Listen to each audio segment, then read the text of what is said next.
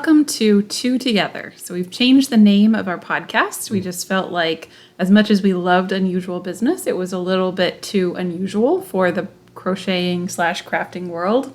And we wanted to broadcast really clearly that this is indeed a crafting podcast. So if you're not familiar, Two Together, or spelled with the numerically two and then TOG, is the abbreviation of a stitch where you're actually decreasing and you're creating one stitch out of two, which I felt was very fitting for a married couple podcasting about crafting. So we hope you love the name. We definitely do. And we won't be completely retiring Business Unusual because Chris will still do his Business Unusual segment every other time. Of course, today it's mine. I have a fascinating story about pigeons, so stick around for that. And I think that might be kind of it. Yeah. I don't know. Tell me about your last couple of weeks, Chris. It's been a good last couple weeks. Been really enthusiastic about work recently, and some really cool stuff have been happening at different clubs that I'm involved with here in Hawaii. Clubs. Tell me more about clubs. Oh, yes. I'm kind of the leader at some clubs, as well as, a board member at different things. Social clubs or like political clubs? Like what kind of clubs are you in? You don't have to say the names, but like. Like political, social, civic. We're doing big things. Check me out on Twitter. But not like partying clubs. No partying clubs. We're too old for that now. No, and there's like, the whole thing with the pandemic and, can't hang out with people. It's Guys, awful. I'm officially in my 30s. I'm coming to terms with it, but it's a slow. You gotta get enthusiastic about that. I'm really not enthusiastic about it. There's nothing. Last time I went to Long's, the woman What's Long's? Long's is a drugstore that's in our neck of the woods. Probably in your neck of the woods too. It's kind of everywhere. And so I went to go give my ID. I was buying Bailey's, I think, last time. I can't remember. I was handing my ID to the woman. She's like, "Oh, no need." And yeah, I smacked her with it. So anyways, that's how I'm feeling about my age. Anyways, continue your story. I had to interrupt with my sad violin story. Oh, it's no. Sorry to be stereotypical. I know everybody assumes that women and people will be sad about their 30s. I'm actually sad about my 30s because my 20s were like a very special time, I think, for me. Wow. And keep the violin rolling. You can see how much love and support I get about age problems in this house. I mean, everyone ages, and a lot of people say what you just said, and it's kind of a stereotype. And I know it's a stereotype, and I'm sure everybody's picturing Rachel, if you've watched Friends, like crying about it. But that's not even, it's just, I don't know, it feels like a very small death in a way of like a childhood in a way. Because up through your 20s, you're sort of made allowance for being a young adult. And it's not that 30s isn't young. Of course it is. But your 20s is sort of an extension of your teens in some way. Like you learn all these things and you often have these amazing life transformations. I mean, I know pretty much everything important in my life so far has kind of happened in my 20s. My job, my marriage. But, it is, I don't think there's anything wrong with grieving like a small death of like, a part of your youth that was really significant. It didn't die, babe. It lives on within you. It's the death of a decade. With your friends and it's whatever. Your memories and your photos. And there's so much more living to go. We should be thinking, well, I won't tell you what to think. I think about it as all the things that are left to do, not so much the things that have already happened. And while those are great memories, nothing to like mourn. It's not. Yeah. It's not that frightening to move forward. Crochet podcast or philosophy podcast? I don't know. Okay. You're increasing. What? How can you tell that? Didn't you just put a loop over? No. All right, never mind. You're fine. You're clean. Anyway, we were talking about philosophy. Moving on from feeling 30, because I don't need to talk about that anymore. Okay, I was only going to talk about the meaning of life. Okay. Let's not talk about the meaning of life. We all know it's 42. We can move on. What? And is that from Friends too? No. I wonder, because I didn't watch that. That's from Hitchhiker's Guide to the Galaxy. It's a good thing you're cute. I can't believe you haven't read that book. It's been a while. He's never read that book. I'm just going to call it like it is.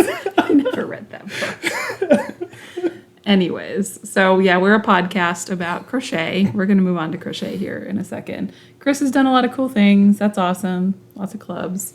I am busy grading. I'm hoping to finally defend my dissertation proposal, which I've been saying for the last 2 years. So, you know, and yeah, been reading a lot of academic articles, which I already do, but it's different when I do it for fun versus when I have to, because my advisor's telling me that I have to. Mm-hmm. Like for some reason, it feels like it takes twice as long when I'm reading it because I have to versus because I'm really interested in the topic.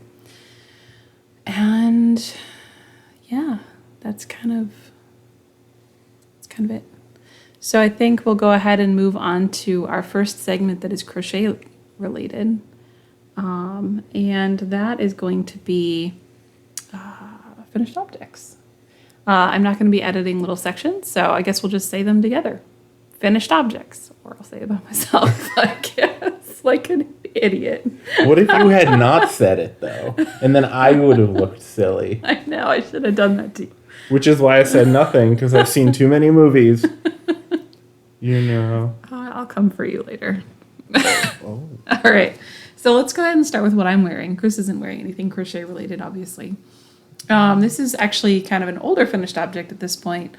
I called this my Tunisian capelet, so not particularly original in name. This is an original pattern, however, and this actually has kind of a long story attached to it.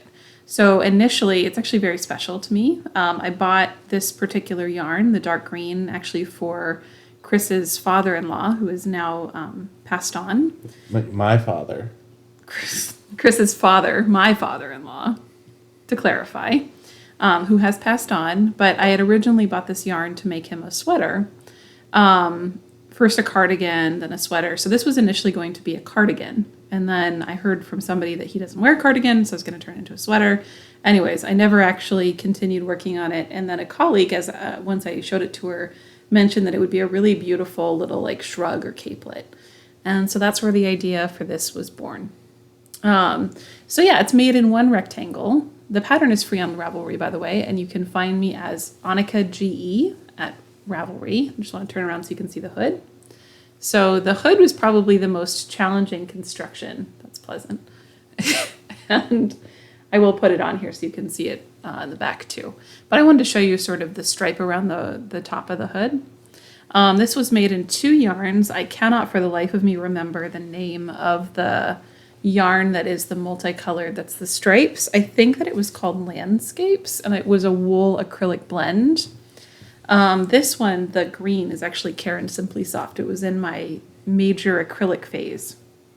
I made basically everybody an acrylic sweater, including the one that Chris showed you, I think, last time. Oh, no, Chris didn't show it to you last time. He will show it to you eventually. But anyway, so yeah, very simple construction. It's basically a rectangle. And then you do sort of a hood that you attach, and then you do a ribbing around the edge, and you add the button band and attach. So the hood, actually, let me just show you. It's going to look kind of silly over my... Oh, there we go. Look like a gnome. You want to stand in the garden? Make all the gnomes come to my yard. So anyways, yeah, I don't know. I don't know if it's just me, but sometimes I'm just in the mood for a cape. You know, I think everybody has those days, I hope. I hope that for you. To have a cape wearing day where you just like want to fight orcs and have a good day. And, you know, so yeah, it's kind of warm in Hawaii for wearing a cape, but... Actually, a cape is the perfect winter weather item to wear out here. Everyone should be wearing capes out here. Capes are great. I'm just saying. I mean, I think little fashion designer of The Incredibles was wrong on this one. I say yes, capes. Yes to capes. Capes airflow, but also covered, right? Either easy to take off. I mean, if I had taken off the buttons, it would have been even easier to take off. Just, how can you get better? They're swishy. They let the sand fall out, so it doesn't get trapped in your clothing. You don't have to bring it home. It's true. Keeps it out of your washing machine. You get to feel like a forest creature. I mean, yeah, it's high on my list. Or a noble. A noble, yeah. Yeah, actually, capes were in, last season. I saw a little thing that said, capes are in. And I got really excited because, if I ever manage to be trendy, it's by accident. And it's happened maybe 2 seasons of my life where I actually accidentally bought what was in. And I remember one of them being a semester in college where I bought trendy clothes. And I didn't know I bought them. In fact, I bought them because I thought they were weird and interesting. And, weird, interesting. I can't remember. One of them had bunnies on it. So, of course, I bought that. But anyways, yeah, it was very fashionable as it turned out. And I got to enjoy a whole semester of being cool in college, which was unique. And I definitely enjoyed it. So, the first and only semester I've ever been cool. The cape is really cool. Thank you. Yeah, just going to admire myself a little bit. So, all right, so I hope you enjoy that. As I mentioned, this is an original design. I had some wonderful pattern testers that helped me test it out and get it ready for publishing, and this one is free. It was initially meant to be paid, and then I just sort of decided last minute that, just sort of share it because I did have so many people who helped me in putting it together. All right, so the other thing that I want to show you... Wait, I have a request. Sure. If anybody wants to make the cape in another color, I would love to see that. That would be awesome. Just look at this blue and how pretty that might be, Yeah. Yeah, please, tag us in it, I suppose. Mm-hmm. What hashtag do you want? Maybe hashtag... Capelet. Yeah, there's probably a lot of those. Really? Wait, are other people capelet? doing this? Capelet is a thing, Chris. It's not like a thing I made up. Oh. I got to be so cool. I made up capelet for 30 seconds in my husband's mind.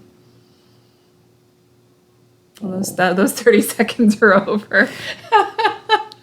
Okay. Well. So maybe hashtag 2 together.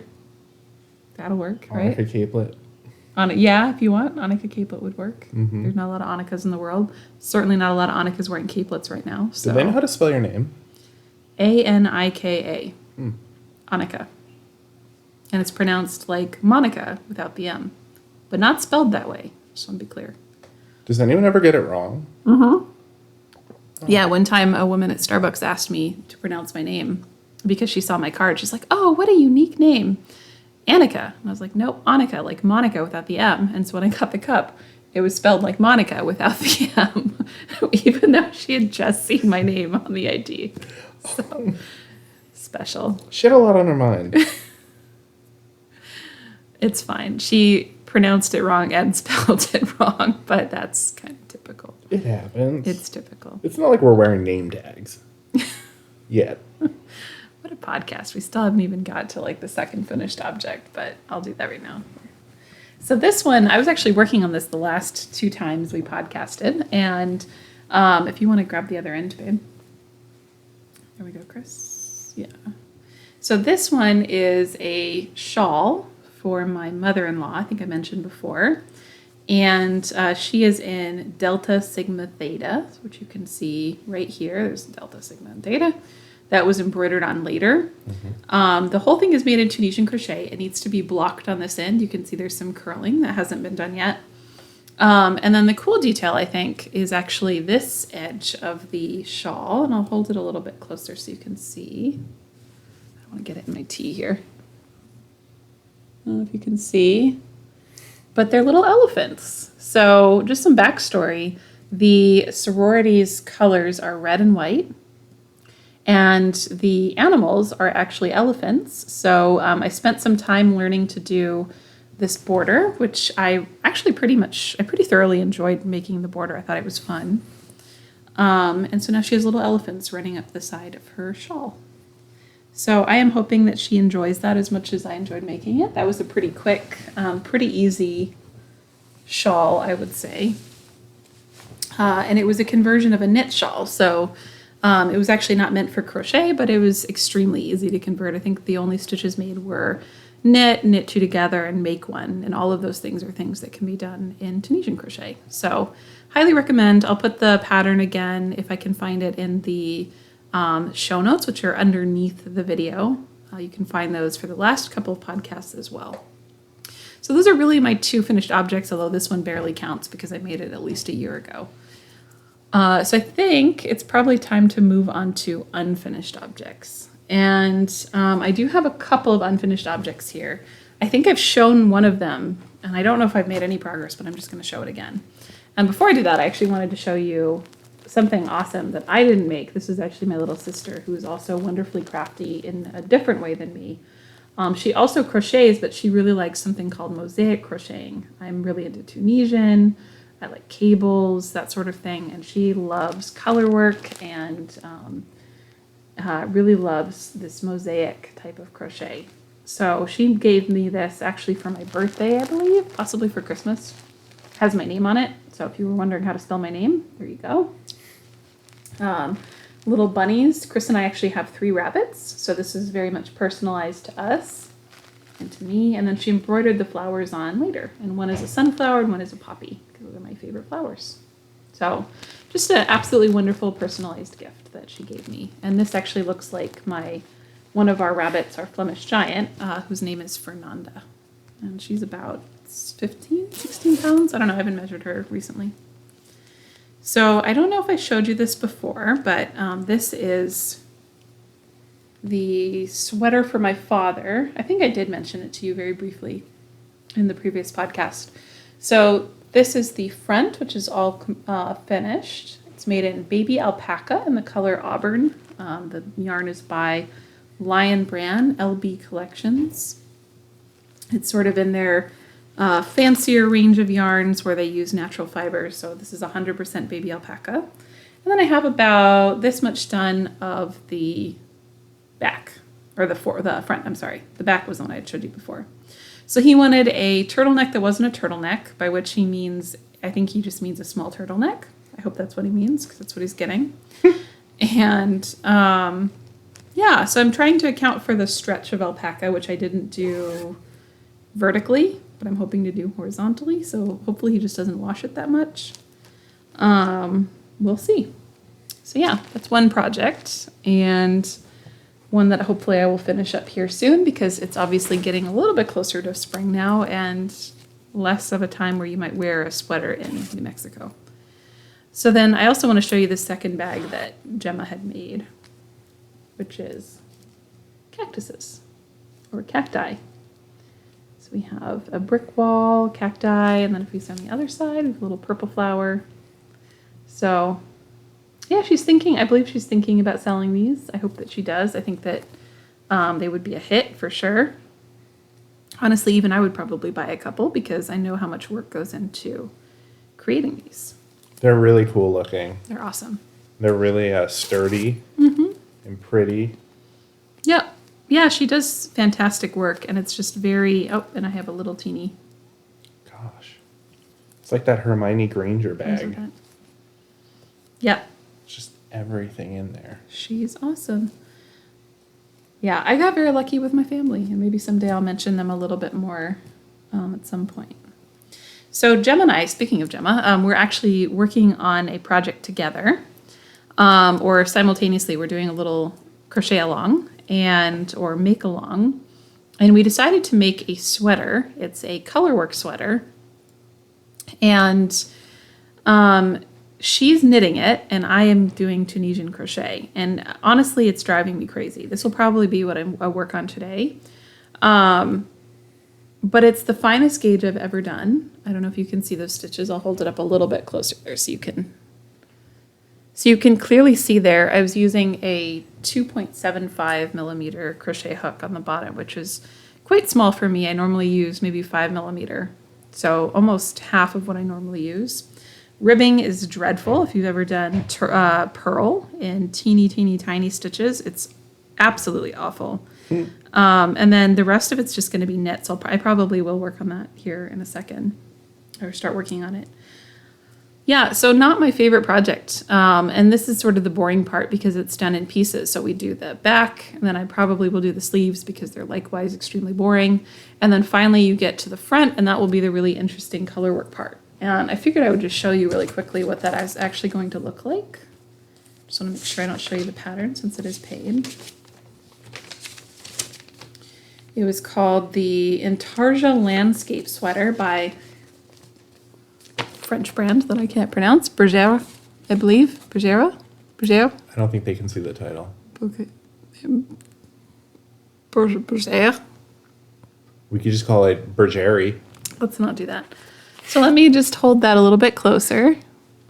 So you can see it's clearly an extremely beautiful sweater, and we're very excited to make it. I'm a little bit sad that, and she was talking about this too, that the sleeve color doesn't go around the back of the sweater. I really wish that this beautiful teal, dark teal color actually wrapped around to the back of the sweater, but that's fine. Once I get the back of the sweater done, hopefully we can start getting to the more interesting bits. So yeah, fun little crochet along with Gemma, and we're enjoying that one. What's up? Do you think it would be wrong to call it Bergère?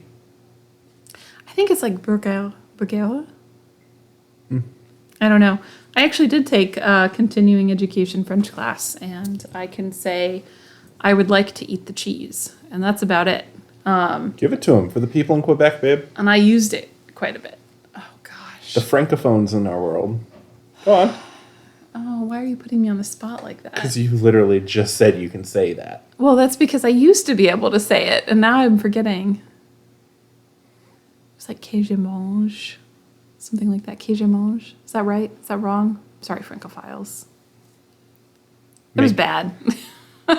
Let's move on. I'm embarrassed. Oh, I'm sorry, You babe. embarrassed me in front of people. Next time we'll practice the French first. No, I just won't say it.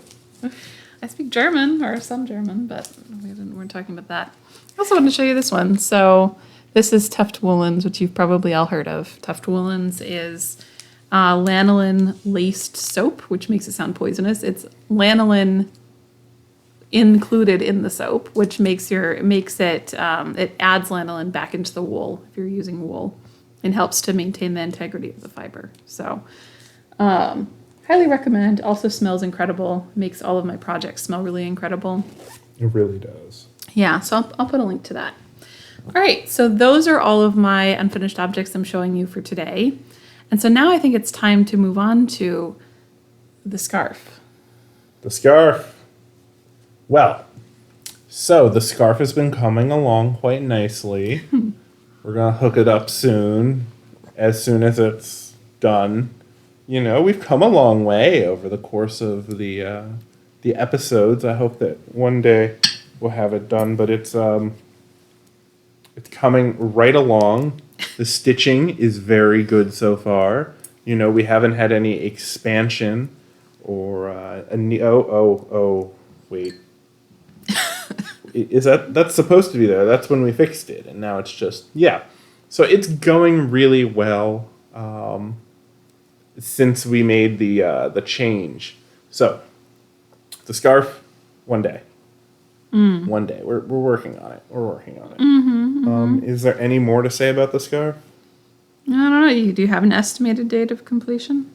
2022? No.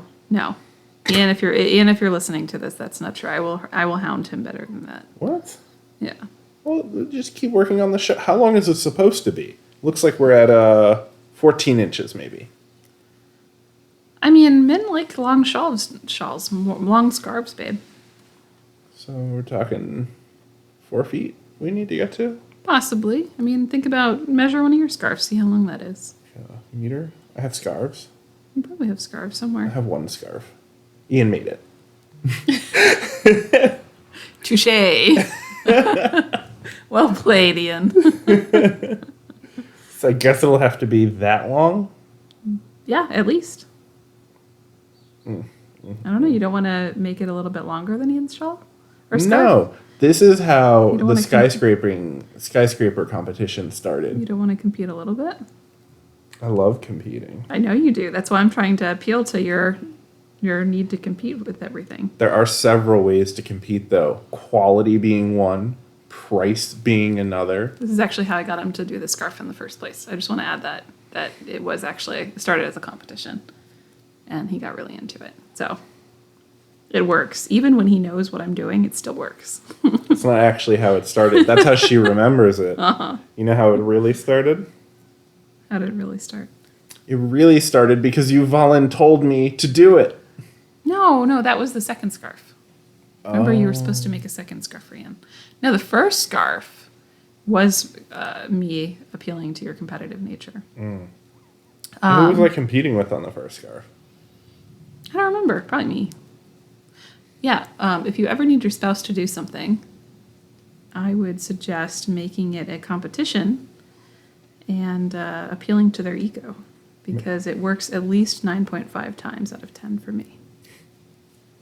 Marriage is not a competition. Marriage is totally a competition. But there are competitions inside marriage that, can be friendly or fraught.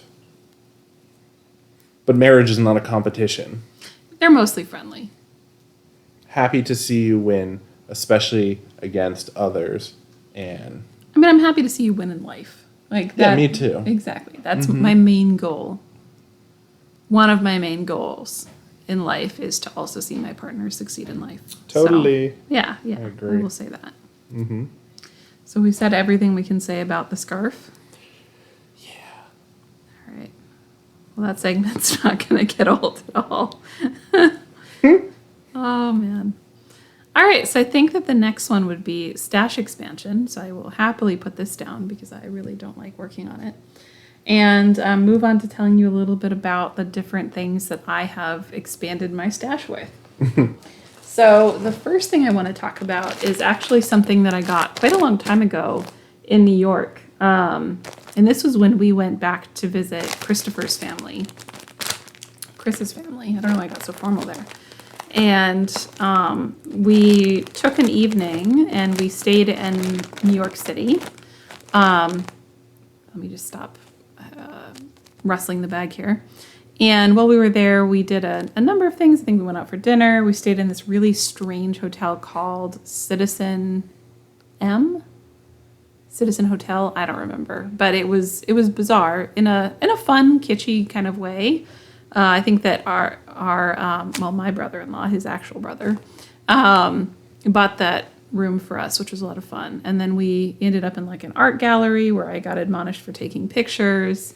I still have those pictures just as like an act of rebellion. And even though I didn't like the art that much. And we ended up in Pearl Soho. And I'd actually been in Pearl Soho before that one time, I think. But I was I think I went in there, I saw the yarn, and I was so intimidated that I just left. Because this was before I had like a big yarn stash. So I went in with Chris. He was wonderful. I got to see a woman who, goodness, what's her name? Squidney Knits. That's right. So I watched her interview with Christy Glass, which was awesome. And I loved her. I loved the sweater that she was wearing. So I got to meet her, which was really cool. And I also got to buy some awesome yarn. So she was nice. She was very nice. Yeah, she's very sweet. She was very sweet in her interview as well. So this first one is not one that I've looked at for a while or one that I've really been interested in working with, but it is 61% cotton and 39% linen. I don't know if you can get a You want them to hear it? little ASMR. Anyways, it's very crunchy, which is very typical of linen. Linen normally softens when you wash it. But when you first work with it, it's kind of dreadful working with it. And so I haven't had the nerve to really work with it yet, but that's on my to-do list. I have a question. Yeah. What's linen? I had this debate actually with a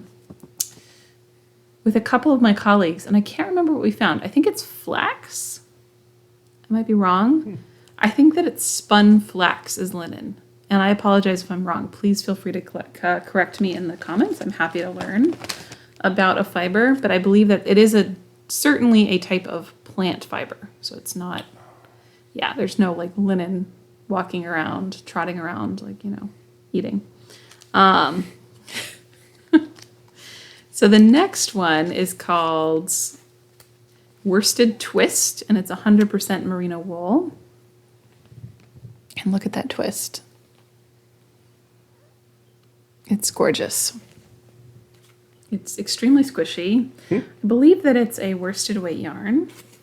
And a lot of these, so I bought the bare yarns because I really would like to dye them. And I've actually dyed quite a few of them already. Because I think there's something really special about giving somebody like a small gift that's been handmade but also hand dyed. Yeah. This one is probably one of my favorites of the bunch, and it is also 100% merino wool, but it's got a very different twist. I believe it's single ply, and it's much thinner, so it's much finer. And you can see really how the light is catching it, how soft it is. It really is kind of incredible. Look at that one. Isn't that amazing? Oh, wow. Yeah. Merino. That one is awesome.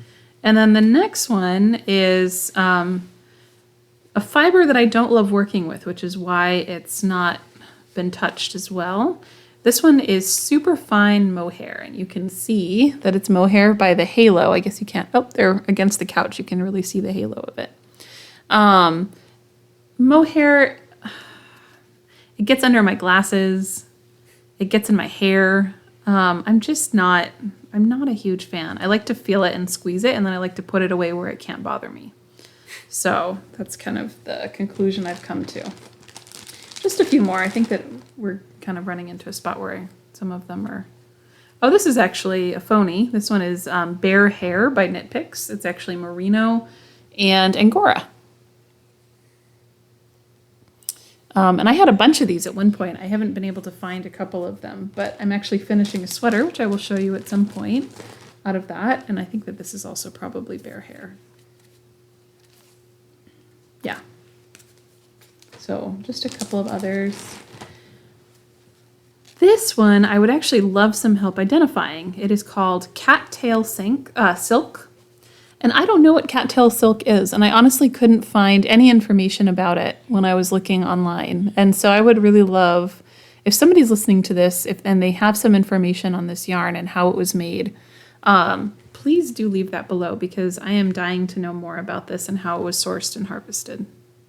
So yeah, 100% silk, but again, I don't know what cattail silk is. I'm assuming that it's plant-based, but I'm not sure. Yeah. Kind of an interesting one. And then the very last one that I will show you is, again, 100% merino wool. And this one is a roving type yarn. So you can see, very fuzzy. I generally avoid working with roving because obviously you find little bits of it everywhere, and you can actually see if I hold it sort of against the couch there. Yep, you can see the halo on it. And again, I just don't really love working with things that are super fluffy. Because I get sick of finding the fluff like in my tea, my coffee, my teeth, everything. Yeah. She's complaining about fluff right now.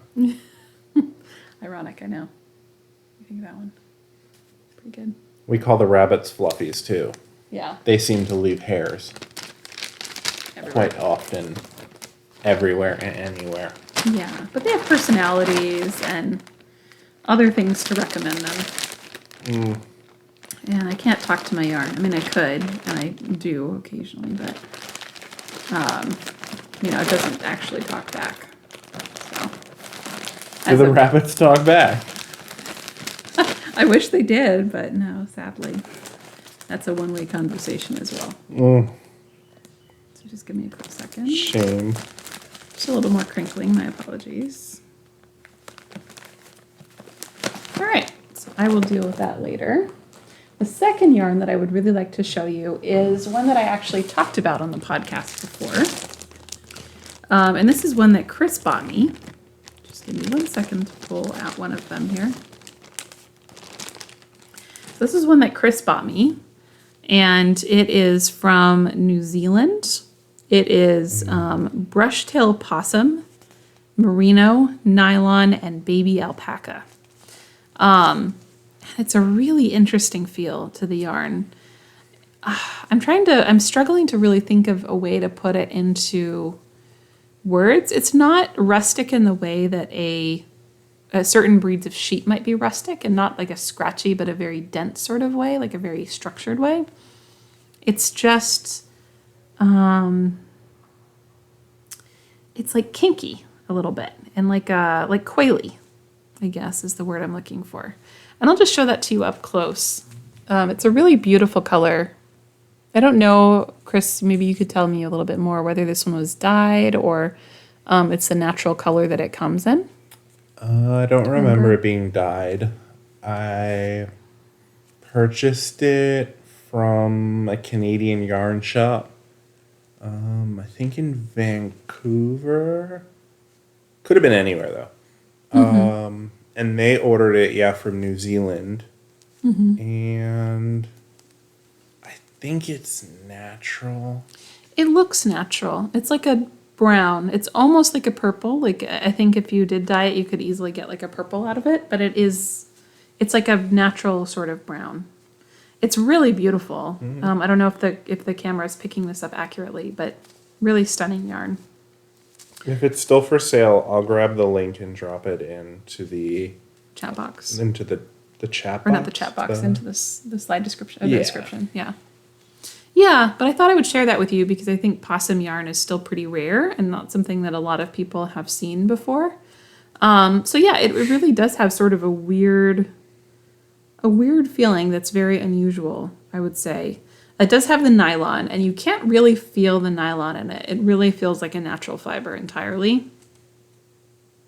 Yeah, very interesting.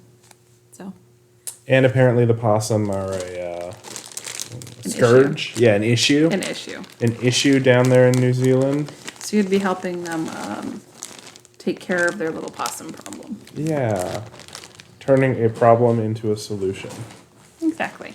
Turning a possum into a solution. All right, the last one that I want to show you is something that I bought on sale from Lion Brand. This was actually after I swore up and down to Chris, even though he didn't believe me, which is good, that I was not going to buy any more yarn for the year. Then Lion Brand told me that they were having a 40% off sale on tweed, and I cannot resist tweed. So this is called Retweed. It's actually recycled tweed. So it didn't use any additional resources, which is awesome. It is a combination of wool, polyester, and acrylic. And I made an exception, as I've said before. I am not a fan of acrylic, but this one feels entirely like wool. So I don't know if you can get a good sense of what that looks like. It's a dark red with some flecks of blue and white and gray. It really is truly stunning. And what I'm thinking of making with this actually is going to be a cabled poncho. I'm actually struggling to find like a good cabled poncho. So if you have any links for patterns, I would really love to get your opinion and your advice on some patterns for this. So I'm thinking like a cabled poncho, kind of flowy, maybe sort of long. If you come across any patterns for that, please do let me know. And that one was Lion Brand. I don't know if I mentioned that one already. All right. I believe that was the end of stash expansion. Yeah. Anything else that we want to add that's crafting related while we're chatting? No? Nope. Yeah. Yeah, I mean, I haven't done a ton of crafting outside of finishing up Elva's shawl, which was really a breeze. I highly recommend that pattern, especially if you're just getting into Tunisian crochet or knitting or whatever. All right, so I think that we'll go ahead and end the fiber-related content there. So if you are just here for the crocheting, the fiber, the crafting, etc., you can go ahead and tune out now. If you're interested in psychology, please stay tuned. So, What have you got for us today for their psychology session? So how would you say you are at recognizing faces? I don't know. I can probably recognize like 1,000 faces. But if you see like a person, do you remember their face for a long time afterwards? Only Pretty if I've easily. seen it a lot of times, maybe. Like their Okay. whole face, like describe it to another person. No, I mean, like if you saw a person's face, like, well, you were introduced to them, you saw their face, would you be able to pick that face out of a crowd, let's say? Crowds are. Like somebody put a lineup. So like somebody takes the person, puts them in a lineup, and asks you to pick out that person from a lineup of people. Yeah, ish. A little bit. Average. All Call it right. average. Well, in that case, compared to pigeons, you're really dumb. Because pigeons are great. Do you like my segue? Yeah. I worked on that one. Love. Because pigeons, it turns out, according to research that's actually fairly old at this point, 2011, are really good at recognizing faces.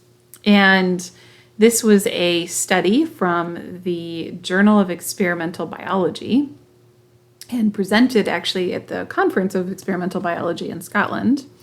And it was presented by French researchers. And so these French researchers took two experimenters, one experimenter wearing one color of shirt, one experimenter wearing a different color of shirt. And they took them out to the streets of Paris. And one of the experimenters just fed a bunch of pigeons. And the other experimenter harassed a bunch of pigeons. These are presumably French pigeons. I don't know if that has anything to do with it or it's some sort of confound. But the key manipulation here is they then brought both of the experimenters back and just had them hang out with the pigeons, sort of nonchalantly, right? Chilled with them, and found that the pigeons continued to avoid the person who had harassed them before. So they did this over and over again with different people, different colors of shirts. They even tried having the two switch colors of shirts, right? So that wasn't the confound. And they found that the pigeons continued to recognize the people's faces. So this is interesting because either pigeons, right, are born with an innate ability to recognize faces, or they've evolved that ability over time, or they've learned to especially pay attention to human faces, which humans are more likely to give them food, which humans are more likely to be annoying or harass them. Or they now understand that they have to use traits other than things like clothing to recognize humans. And either one of those are really fascinating, I think. So I think that's interesting for a number of reasons. I think it's interesting because we don't often talk about higher order cognition in animals. We're often focusing on sort of lower things like ability to recognize certain stimuli and an ability to be conditioned, right? But facial recognition is quite a higher order cognition skill. So it's very impressive. And I think ultimately what I take away from this is that if you are going to rob any animal, don't rob pigeons, right? Because they will absolutely carry a grudge for the rest of their life. Mm-hmm. So, or at least French pigeons. I don't know. I guess theoretically, Caribbean pigeons could be cool. You don't know. So, there you go. That's what's your problem for today. Nice. Yeah. You feel like you learned something? Yeah, definitely. But what I'm mostly concerned about is all those pigeons I chased, in all those parks. Oh, in they all those remember neighborhoods. you. They remember you, and they're coming. What I'd like to see as the next research piece is, can the pigeons recognize you as you age? So if you were annoying them as a 10-year-old, do they still remember you as an 18, 19-year-old? Okay. Yeah, that's interesting. Do they understand that humans get really different as they get? I mean, pigeons must change as they get older, right? Do pigeons get wrinkles? Maybe. Mm-hmm. We don't know. We don't recognize pigeon wrinkles. I certainly don't. Underneath the feathers. Yeah, I don't know one pigeon from another pigeon. But if I knew one pigeon was the same pigeon, I could come back. Pigeon could be gray. It could be jaded. I wouldn't know. That pigeon was a different pigeon. So, I don't know. I think it's super cool that they remember people. Yeah, but we also, I mean, it's important to remember, when it comes to evolution, that we evolve according to what helps us survive, and pigeons don't generally help us survive. They used to, like messenger pigeons and all that. Sure, yeah, but I mean, I don't think we're evolving in a way that includes pigeons necessarily in our need for survival in the way that pigeons are evolving around us, right? Because we provide them with food and other resources that they need. Mm-hmm. So it would make sense that pigeons who can recognize humans that are have been good to them, pigeons too, humans that are likely to be a good source of resources. I think that it makes sense for pigeons to recognize them, right? Yeah. Mm-hmm. I bet there were like specialty scientists that figured this out a very, very long time before these scientists. I mean, otherwise, how else could you know that those messenger pigeons were going to deliver to who exactly the person you needed them to deliver it to, the messages? Because you couldn't have them delivering it to the wrong person. Your message would never arrive. Your communication would be broken. No, that's not how it worked. They recognize the location. It's not necessarily the person. But pigeons, the reason why pigeons were used is pigeons are amazing at finding home. It's called homing, right? And there are actually races that are done with pigeons where they see how quickly they home. So how quickly they're able to go from they're taken away from their home and then they're released, and they see how quickly they are able to fly back to that location. And that's the reason why they were such amazing messenger birds. But I'm not sure that they knew that they recognized specific humans necessarily. I bet they knew when the assistant was there, and the assistant was a jerk. I'm not delivering to you, assistant. Yeah, I don't think that happened. Okay, that never happened. I think whoever fed them is kind of the person they delivered to. Mm. Yeah. So, anyways, I have so many other stories about pigeons. I think we'll bring a couple out maybe in the future. I'll keep them stored away. Yeah, that's what I got. I have plenty of other things. I'll bring them out accordingly. What's up? I hope somebody studying pigeons out here in any of the labs or anything, like local pigeons. Are they now? I don't know if they are now. The person that I can think of that studies animal behavior here studies honeybee behavior, which is also really fascinating and complicated. But honeybees are obviously different because they have a different form of thinking, right? They don't think necessarily independently. They think interdependently. So if you've ever heard of things like hive mind, right? Fairly similar scientific concept around honeybee cognition. So not my area of expertise, but a really fascinating area nonetheless. So yeah, there's my foray into comparative biology. I hope you found it really interesting. And with that, I think that we may be done chatting at you.